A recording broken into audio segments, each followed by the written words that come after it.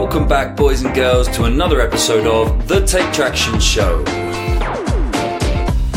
Alright, it is that time of the week. It's that time of the week when you need your plug, your weekly fix of marketing tips and advice.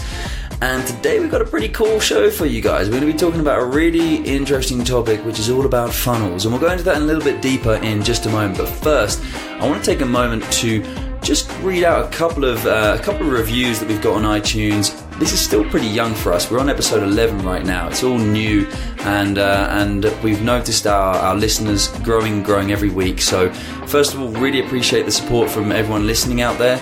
But even more so, hey guys, you two have left a review. Thank you so much. We really appreciate that. So let's take a moment to read this out. We've got I Love This Guy's best podcast from Very Creative. Thank you, Very Creative. Really appreciate that. We're glad you're enjoying it.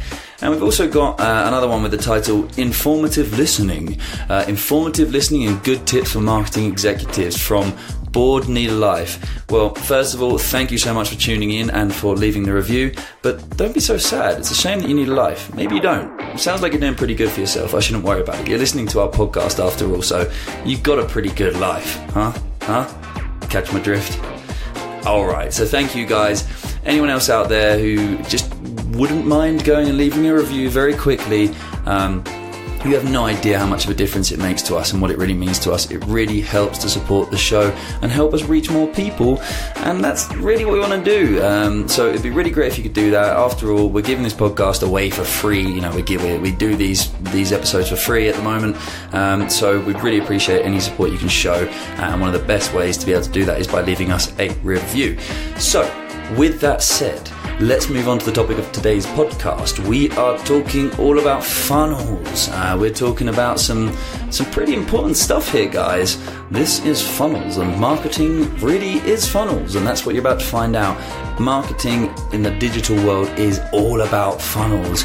You've heard about them, you've probably made a couple of them, but if you're not implementing them in every single aspect of your business, then you're not using them properly. So tune into today's show. Well, you're already tuned in, but listen up, because we're about to get started on a really important, interesting topic that's going to help you change the way you market your business forever. So with that said, enjoy today's show. Bye for now. Cool. Okay, let's jump straight into the topic of the podcast then. Today we are talking about funnels and the importance of funnels. Man, I don't even know where to begin with this thing, because funnels are so important. This is something we've talked about with people, with clients, so many times. Where do we begin? I mean, okay, let's start with what is a funnel, right? Because it's probably something that a lot of people have heard being talked about, but maybe you don't know exactly what it is, or maybe you know that you should be doing it, but you don't know exactly how to do it or what it is. So let me think. A funnel is a step of processes that you want a user to take. All right. It's a step of actions, a sequence of actions that you want a user to take. And that could be through your website. It could be through your application. It could be through different engagement points. But generally speaking, we're going to be referring to websites, because we're talking about e-commerce here, and it's going to be, the way in which people interact with your website. So the idea of a funnel is that your entire website, your entire business should be built around different funnels. And the biggest and kind of most obvious of funnels will end with a purchase, and it will begin with someone landing on your website, right? Maybe on the homepage, let's say. And so let's just take a really basic example of a funnel. It could be that someone lands on your homepage because they've clicked on a link from, a post on Facebook or something. They've landed on your homepage. They then go through to your collections page or your categories page. They then go through to a product page, and they then go through to the checkout. Okay, and that's a 4-step funnel. Really simple, and it's the most kind of direct route to a sale. But these things get a little bit more complicated, and you could have, the first step of the funnel might be that you want someone to see your post on Facebook or for a piece of content, and they then click on the content. And once they go through to the blog page where the content is, they then sign up to download a content upgrade, and they give their email address in order to get that. And you then send them emails, and after 3 emails, you send them a link in the email to bring them to a collections page that you think they're going to be interested in. And then they click on the link, and then they come through to the collections page, and then they go on the product page. But then they don't buy the product, they leave the website. So then you have a remarketing campaign on Facebook or AdWords that brings them back to the product page again. They make the purchase, job done. That's the end of your funnel. So, all right. You can have complicated sales funnels, and simple ones. I guess the most successful ones, start small and end up being way bigger. Exactly. And I think it's kind of important to touch on this, that companies like ClickFunnels have built their entire business proposal around this.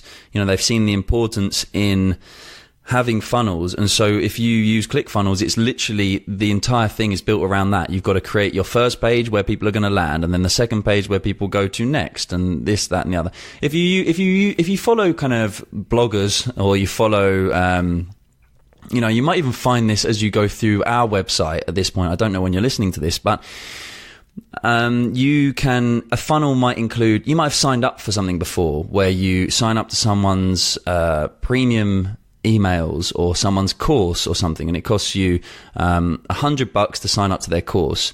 And then when you get to the thank you page, instead of just being a thank you page and letting you go on with your day and forget about it, they have an upsell. So the next step of the funnel is, now that you've signed up to our $100 course, we want to offer you our extra premium course that normally costs $1,000, but we're going to give it to you for $900. And so in that case, that's the next step of their funnel as well, trying to get more out of you, trying to get the upsell there. So there are so many different ways that you can see it, and it can apply to any step along the way. But you have the important thing is that you know that you need funnels, or that you have funnels, right? Everything has a funnel. And the reason for the importance of it is because if you don't identify what your funnels are, you will not guide people. You'll not take people through your website in the way that you want to take them, right? And you will give people mixed information. If someone lands on your website and you've got a bunch of different calls to action on the homepage, people can either go and learn more about you, or they can go and look at your collections, or they can go to the blog page, or they can go somewhere else. You're giving them this free rein to go and do exactly what they want, and you are losing control of that user at that point. And as kind of manipulative as it sounds, it is manipulative, but we as marketers want to control, want to manipulate. It sounds horrible, that word, but let's say control. You want to control where people are going and how they're interacting with your brand and your product. And that's the point of a funnel. You should know when someone lands on a page, based on where they've come from, where you want to take them next, in the next step of the funnel, to reach that objective, that goal. Your objective may just be a sign up to an email list. Your objective may be a conversion, someone paying their money for your products. So that's it. That's what a funnel is, in essence. Indeed. I don't think it's manipulative. It's, you don't want to distract people. Why would you show, a link to your blog when the sole purpose of your website is to sell your products? So showing in links like about us, like blog, or any other links that make no sense, having them in the header, would just distract people. Yeah, exactly. Very true. So I want to do a little, this is going to be interesting. I want to do a little, play a little game now. This is something that Christian and I, we were actually talking about it with someone earlier today. And I gave this example from a sales training course that I did. And a couple of years ago now, where this was a guy who was teaching us about controlling the conversation on the phone. And he did something similar to what I'm going to do now as an example. And the truth is, it completely applies in the same way to what we do in marketing. So I'm going to ask everyone listening, and you can do this as well, Christian, and I really hope this works, right? I'm going to ask everyone listening to get their left hand and put it out in front of them with their palm facing them, right? So you're looking at the palm of your left hand, okay? And then for the purpose of this exercise, just so everyone's clear, we've got 5 fingers on this hand, right? And well, if you don't have 5 fingers, then you can't do this. I'm sorry, this is not, I don't want to discriminate or anything, but if you've only got if you've only got 4 fingers, or you've got a 6-finger situation, then you can't do this. But let's consider that the thumb is a finger right now, okay? So I want you to take your right hand, and I want you to put all your fingers down except for your index finger, your first finger, like your pointer finger, okay? And we're going to place the pointer finger from our right hand on the little finger of our left hand, okay? This is our starting point. So we've got the pointer finger on the little finger, that's your pinky finger at the end of your hand, on your left hand, right? And now we're going to do a sequence of events, and I'm going to let you choose what you do next, okay? So all I want you to do next is take 5 steps, and each step means that you are touching another finger, all right? So I could go to my third finger, then my middle finger, then back to my third finger, back to my little finger, and to my third finger, for example. But the important thing to know is that with each step, you can't ever jump over a finger, okay? You can only go to the next finger that's right alongside it, okay? So I couldn't go from my little finger to my thumb, because that would be jumping over fingers. I can only go to a finger that's next to the one that I'm currently on, okay?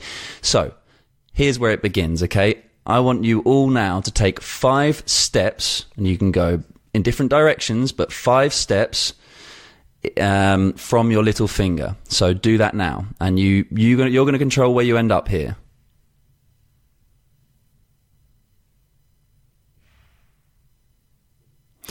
Okay, and I'm going to go ahead and guess right now that you probably haven't ended up on your thumb, so go ahead and put your thumb down for me. Okay, keep that finger on the finger that you've landed on. Okay, keep it right there. I'm guessing you're not on your thumb, and I'm also guessing that you're not on your little finger, so go ahead and put that down, all right? We've got the thumb and the little finger down, and we've got 3 fingers up in the middle right now. I don't know which one you're on, but I'm going to go ahead and ask you to take one step, just one step, all right? Please just take one step now. Okay, so I'm guessing you're not on your third finger, all right? The one that's next to your pinky, so put that one down. Christian, you've done this wrong. How have you not followed the instructions? Everyone else out there listening, carry on with this. You should not be on your third finger now, so put that one down. And I want you to take one more step and put the remaining finger down. You should now be touching both your pointer fingers together. You should be touching your index fingers together. Your index fingers, your first fingers together. So hopefully all of you, I got that right. I got that right for everyone listening right now. This is a group mind reading trick. And of course, the interesting thing about this is that everyone should have ended up on the same finger. And it feels as though throughout this trick, you are controlling where you're going, because you might try and be clever and go in different directions. With the first one, you might say, okay, 5 steps. I'm going to go 1, 2 forward in one direction, then I'm going to go 1 back in the other direction, then I'm going to go 2 forward in the first direction again. And you might think that you are in complete control of where you're going, but really, mathematically, with that trick, I know exactly which fingers you can be landing on each time, and I'm eliminating them based on maths. There's no way that you can, if you follow my instructions correctly, if my instructions are good, there's no way that you can, there's no way that this trick can fail. And so I'm guiding you through the entire experience, and you think you're in control the whole time, but really, I'm in control the whole time. Okay? And that's what I really wanted to stress with this trick, is that is the essence of funnels. That's the whole point of creating funnels. You are giving the appearance of letting the user go wherever they want or do whatever they want. You're giving the feeling and the appearance of free will to a user that's on your website or whatever it may be, but really you are in control the whole time. And whenever you're not in control, that's when you should be worried. That's when you're not doing things properly. Because there's no way for you to get results if you are not steering people in the direction you want them to steer in. And that's really what marketing is, in essence. It is guiding people to take action. We're not going out there and just forcing products down people's throats and stealing their money. No, we're letting them make the decision, but we're guiding them. And I should point out, there's a lot of, I kind of mentioned the word manipulative and controlling quite a lot here. This is the whole point of marketing, and honest marketing is to help people make the right decision for them. Okay. Now, if you've got a great product, I'm looking at my microphone here, right? If I'm online and I don't have a microphone and I'm looking and I need a decent microphone, the person marketing their microphone needs to help me make the right decision. And if their microphone is right for me, then the job of that person as a marketer is to convince me to buy it if it's the right thing for me. However, if I'm selling microphones and I've got a really shit microphone, right, and I know there are people out there who are looking for intermediate level microphones, right, between beginner level and pro, and they've ended up on my website, and I'm going to sell them. I'm going to tell them this is the best professional microphone you can possibly get, and it only costs $50. It's so cheap, you'll never get a better deal than this, and it's as good as any other professional microphone you're going to get. Now that's just sleazy, right? That's just shit, horrible marketing, and that's not the point of this. The point of marketing is to help people buy what they should buy, what they need to buy anyway. And then the final part of it is if someone buys something when they can't afford to buy it, even though they need the item or want the item, then that's their problem. People have got to learn to manage their money. But your job as a marketer is to help people buy something that's right for them. And that's what we're doing here with funnels. And there are several reasons why you should be funneling people through. For example, I'm going to give you a recent example of a company of one of my friends. They're selling baby furniture, right? So they're doing half drop shipping, and another part of the business is importing products, wooden products, right? Let's say cribs. So when people, if people search for baby cribs, and you have multiple products, obviously you would want to promote the ones that make the most profit. Yeah, true. So I'm gonna when I'm landing people on a page, I want them to see the products I'm importing first, and then the drop shipping products. Yeah, of course. And that's just one of the reasons why you should be using sales funnels. Yeah, exactly, completely. You got to try and you just got to try and make sure that you're doing things right and not giving people. It sounds horrible, not giving people too much control over what they do on your website. Right, this is your business, and you're creating or buying products, and you're the one that's selling them. So make sure you're putting the right products in front of the right people at the right time. And that's really the essence of funnels. So I think this is kind of a good time to highlight some of the biggest errors when thinking about building funnels. And I'm going to start with something that we've probably mentioned on one of the previous podcasts. But let's just take a simple funnel where someone arrives on your homepage.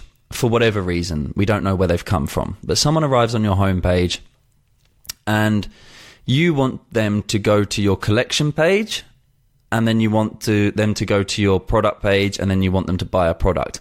And let me tell you, if you go and look at your demographics if you go and look at your user behavior on analytics, and you segment the people who become customers, who become paying customers, you will often see that the most direct route, or the majority of people who do become paying customers all go from a page, let's call it the home page for now, to a collection page, to a product page, and then to the shopping cart and the checkout, right?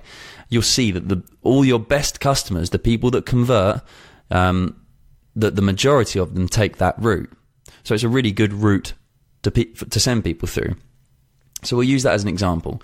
We want people to go from our home page to a collection page, to a product page, to the cart, and then the checkout. So if someone lands on the home page, and in my navigation menu at the top, I've got a nice little link that says blog, for example, right? What happens when someone clicks on the blog? Well, they've dropped out of the funnel and they've gone off in a completely different direction. They've ended up on the blog where I'm talking about, I don't know, microphone sound testing and things like that, rather than actually selling my microphone to anyone.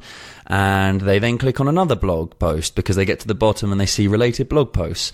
And at the very best, I get someone to sign up to my newsletter, but that wasn't the objective. That wasn't the funnel. The funnel was to get people to buy a product. And probably most of the times on the blog, those people that dropped from the sales funnel won't find a way back to where they were before, or at least Exactly.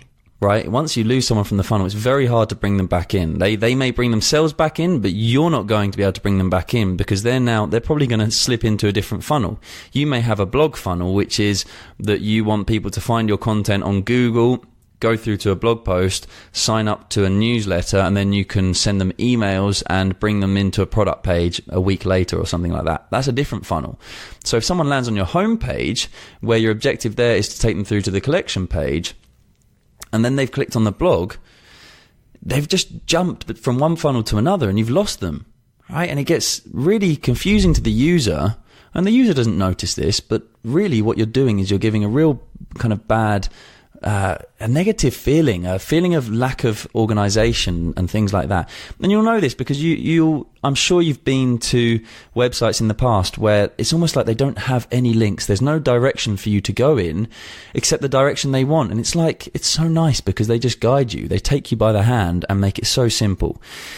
Examples I give of this, Graze. I think this is a stateside company and a UK company as well. I think they're in Europe. I'm not really sure. I think they're all around the place. But if you go to graze.com, Graze spelled Graze or ZE.com or .co.uk, have a little look around.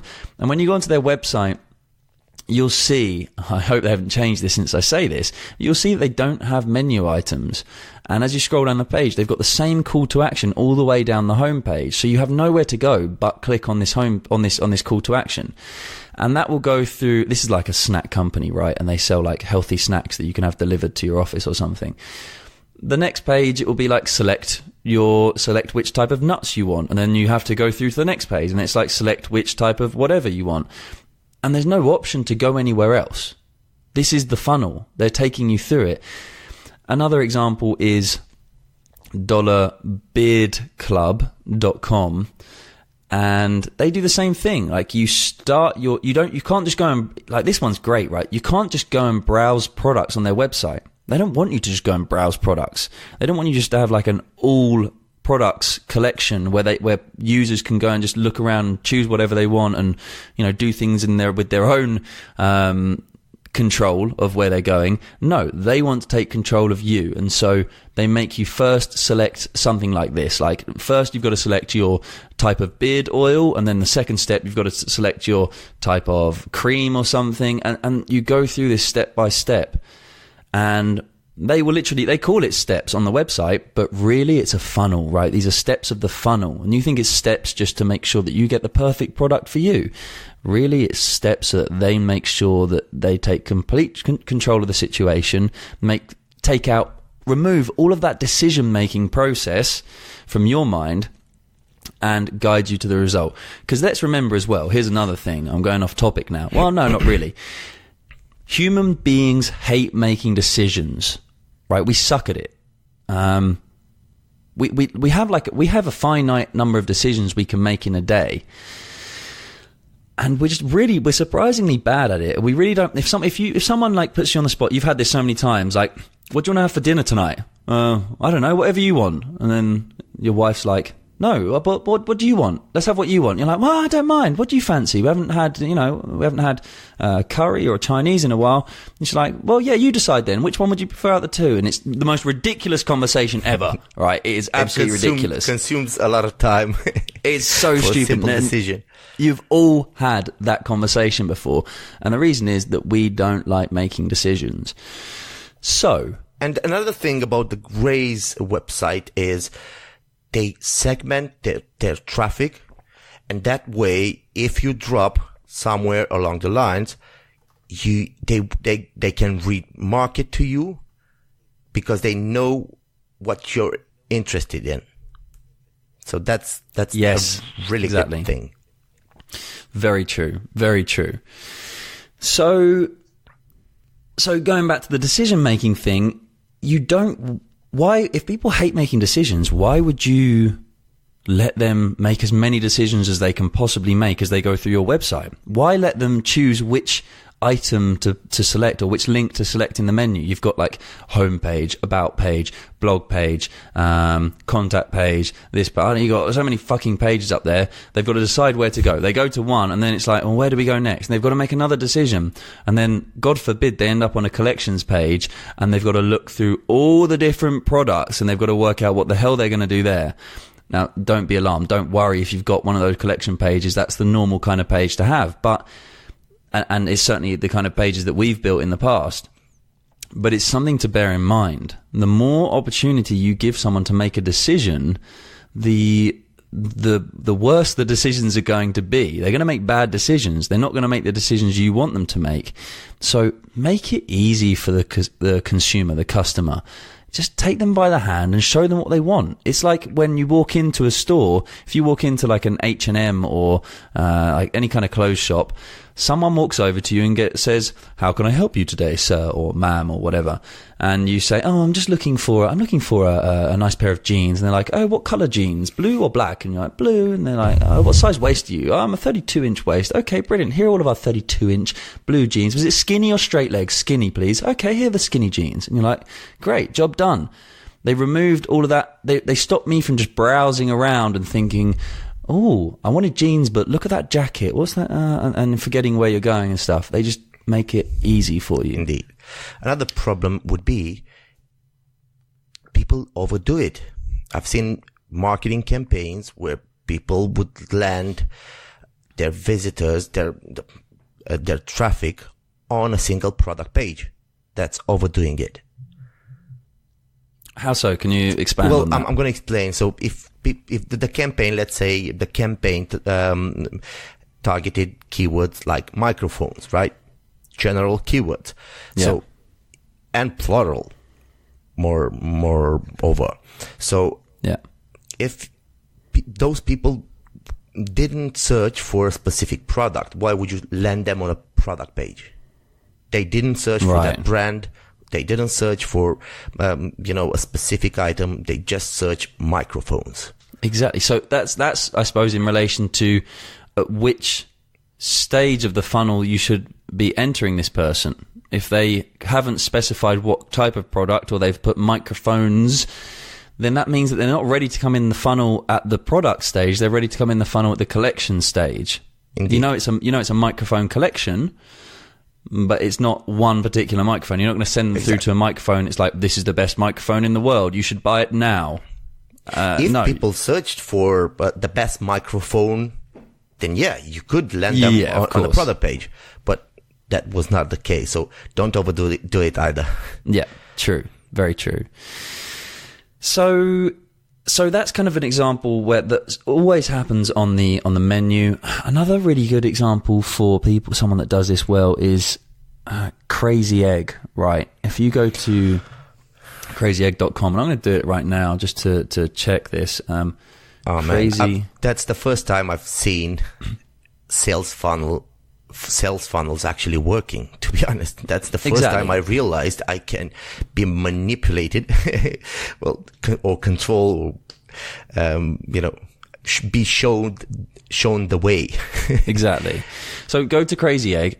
All right, Crazy Egg is a website. If we look on Google, if you just type into Google site, then crazyegg.com, you can see that it has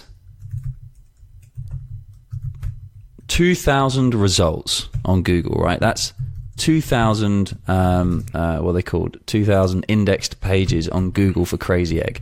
They've got loads of pages on the internet. A shit ton. That's a load of... 2,000 is a lot of pages. And these aren't product pages either. So that means it's all content pages. That's a lot of content. But when we go to crazyegg.com, what can we see? We have nowhere to go. There's no menu. There's no link. It looks like a website with no pages, right? And that's because they don't want us to be able to just go and browse through all those 2,000 pages.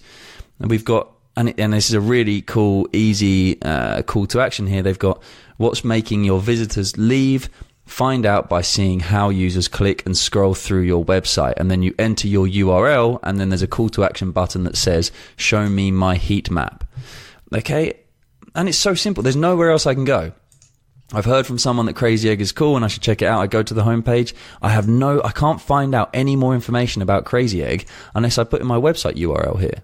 And then, sure, they're going to take me through to another page. I'm sure I'm not going to do it right now because I don't want to. They take you to the registration page.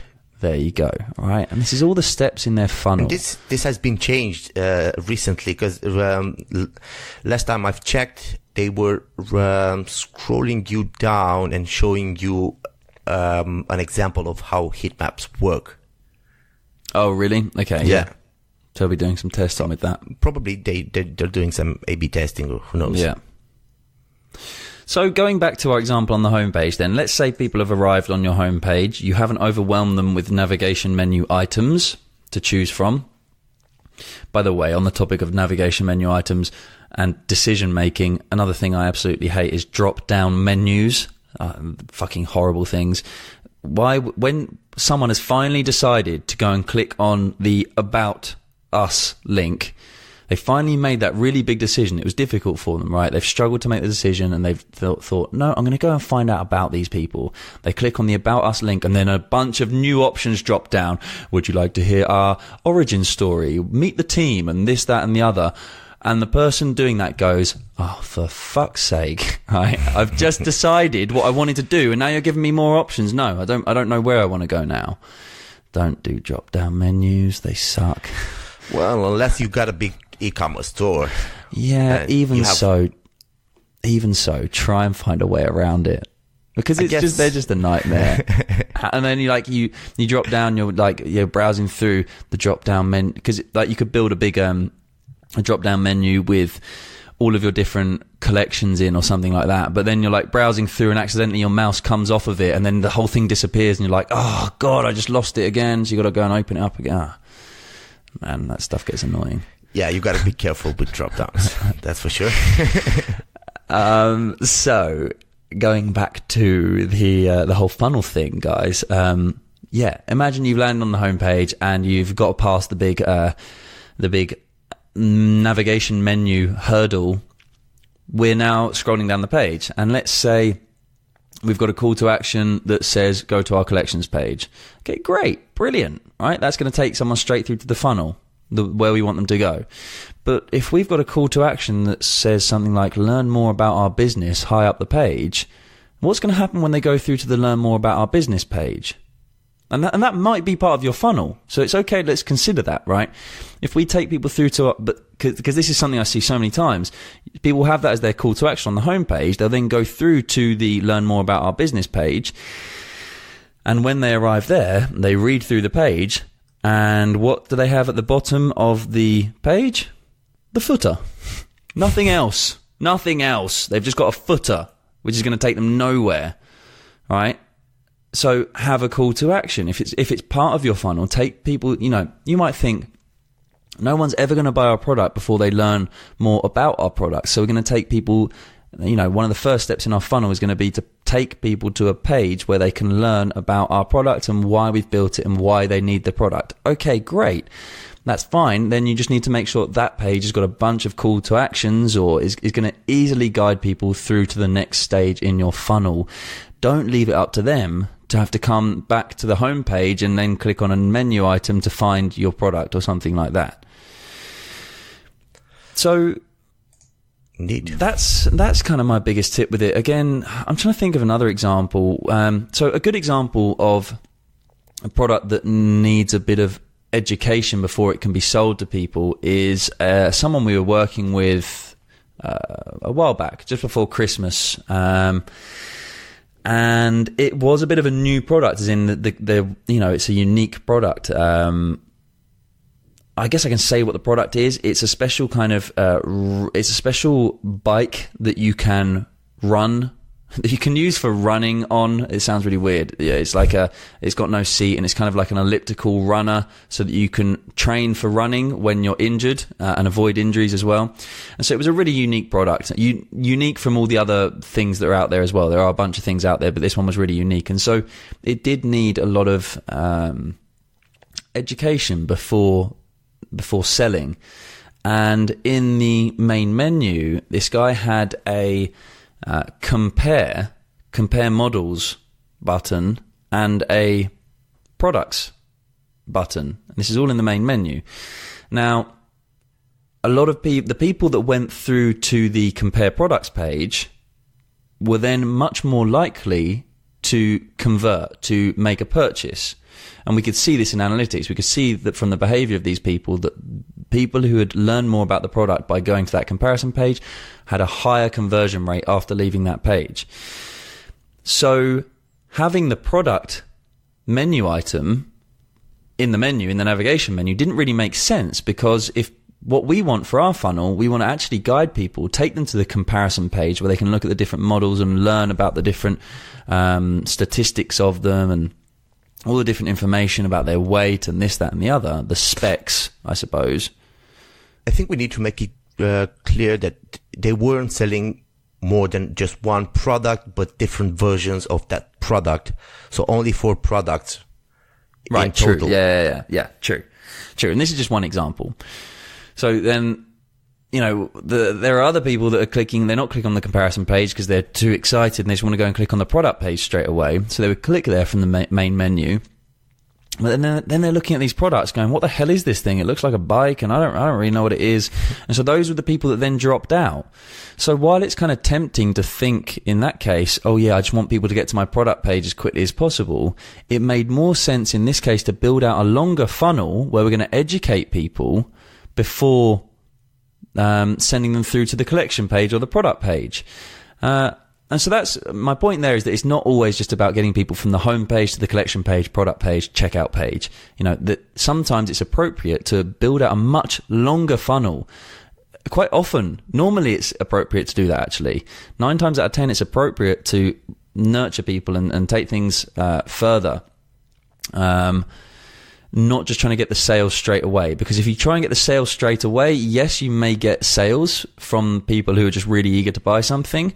But even if you, and this is the thing that we're always scared about, if we don't make sure we get the sale from those people who are eager and we take them through a longer funnel, then we might lose those people along the way. But what you'll find, I'm going to say 10 times out of 10, right, is that you'll end up getting better results because you'll those people won't drop out of the funnel. They'll learn more and they'll become they'll actually love your product more, and you'll end up getting a lot more sales from people who are otherwise going to be really confused or weren't ready to buy yet. So building out longer funnels is actually often what I'd recommend, but having a funnel is all that matters. That's the most important first step. And monitoring the success of the funnel. And if you have a funnel, you can then look at where people are dropping out. So you can say that your funnel is, let's take that example, right? Someone lands on your home page and then they go to your product comparison page, and then they go through to the product collection page, the product page, and then the cart page and the checkout page. And you could then analyze that funnel using a tool. You could use something like Zagat. That's one that we use a lot. It's now called, what's it called? Fresh Marketer. Fresh Marketer.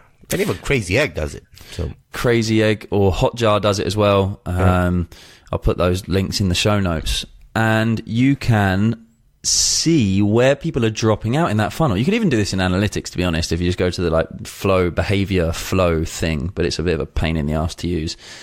And you can see where people are dropping out. So you might say, right, people are landing on my homepage, they're then going through to the comparison page, and they then click on the collection page, but they're all dropping out. Like a big chunk of people are dropping out before the product page.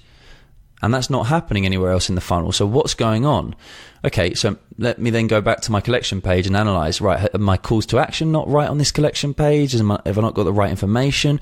I don't have reviews. I haven't got any those little stars. So maybe people want to see what the rating is of that product, and you can start to assess and work out what's going on. Maybe it's that you shouldn't even have that step in the funnel at all. And you can start testing. You can say, right, I'll just remove the collection page and take people straight from the comparison page to the product page and see what happens there. But the whole point is that you're focusing on this funnel and how the funnel's affected. Keeping that dropout rate down and keeping that conversion rate high. Indeed. Another thing I would mention is the fact that if you're selling, casual products, then you can take the initial sales funnel you mentioned at the beginning of this podcast. But if you're selling a unique product, then you might want to educate before trying to sell. Yeah, definitely. Yeah, exactly. That's why I mentioned that. I think it's important to know that it is often important to educate people beforehand and take the longer route.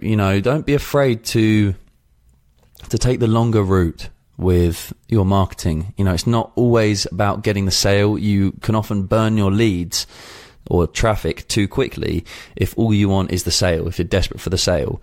Take the time to let the customer, this is at times when it's relevant, right? Take the time to let the customer get to know your brand, get to know your product and fall in love with it and just be like, damn it, I need to have this product, rather than landing on your website, having the product shoved down their throats and going, I don't really know what this product is. I'm not really sure. Yeah, it's cool. This is a nice bag, but it's just a bag. So I'm not really sure. Whereas you could have taken the time to educate them on why this is the coolest bag in the world, the sexiest bag, and why it's going to make you a hunk, or you're going to have all the men and all the ladies hanging around you because you've got the coolest bag on earth. And how it can protect your credit card and all that stuff. Oh, yeah, exactly. There's an idea for a product if anyone wants to make one. So that's it. Build funnels. Build funnels around everything you do, right? All of your entry points to your website, whether it's search engines, whether it's Facebook, whether it's LinkedIn, however the hell people are finding your products, whether it's emails, right? If you may have people on your email list, and if you send out a campaign, what's the funnel of that campaign? If people open your email, what's the next step? You want them to then click on a link, right? Where does that link take them? To a page on your website. And what's the next page got to be, right? How are you going to control that funnel? Everything is built around a funnel, or should be built around a funnel. So stop letting people take control themselves and start taking back the control for yourself as a store owner. And remember, you owe it to the people. You owe it to the people to take away all those difficult decisions that they have to make and make their lives nice and easy, and ultimately buy the product that's right for them. And if the product's not right for them, then hopefully they'll disappear and they won't ever buy it, because that's not what we want here. But you don't want those people to escape if they really need your product. Make sure that they end up taking the action that you want them to take through the use of funnels. And I think that's Indeed. That's it. So, okay, right. Before we wrap up, because Christian, I saw that you got this wrong because we're doing it. I can see Christian on a webcam here. Can we do this thing one more time just to see? All right, let's do it. I wonder if anyone else, so basically I read this in a book like a few weeks ago, and I was talking with Christian earlier today about a different example that I had from this sales training, and it suddenly occurred to me before we jumped on the podcast that I'd read this thing and it was a kind of similar concept. And so I was trying to remember it before we started, but I'm now worried that I didn't remember it properly. But I'm just hoping that Christian got it wrong. So there we go. Take your right index finger, your pointer finger, and place it on your little finger on your left hand, okay? And we're going to have our palm of our left hand facing us. Okay, Done. the inside of the hand. And now from here, you can move 5 steps in any direction you want from your little finger, but you can never jump over a finger at all. Okay, so go ahead and do that now. Take 5 steps wherever you want. You can go back and forth. You can go back and forth between fingers if you want. You can go all the way to the end and all the way back or whatever it is, but you can only do 5 steps, okay? So let's go ahead and do that now. 1, 2, 3, 4, 5. Christian, I've seen you've done that wrong already. I've seen you've done it wrong. Wait. No, start again. Finger, right. Right, go 1, 2, 3, 4, 5. Okay, right. Now we're doing good. All right. So that's what I did last time. Was it?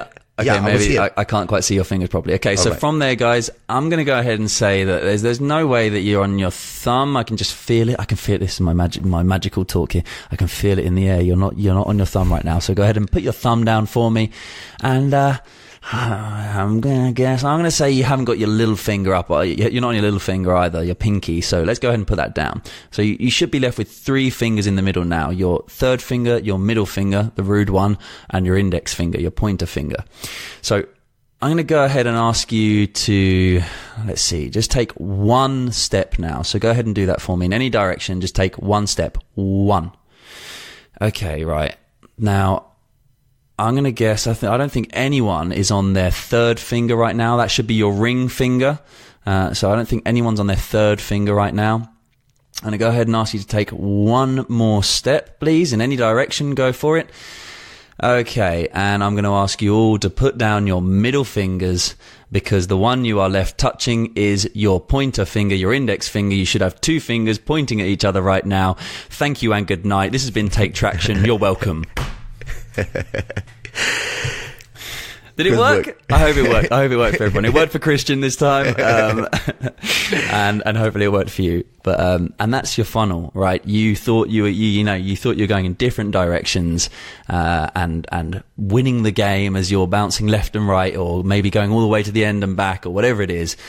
But ultimately, I had control the whole way through, and you ended up taking the action that I wanted you to take. So that is the idea with funnels. Go and test it out. Go and apply it. You can start small. Start removing some of those items from the menu. If you've got a blog link on in your menu now, go and remove it. There's no need to have it there. It's a distraction from, or it's a deviation from your funnel. I think that's everything.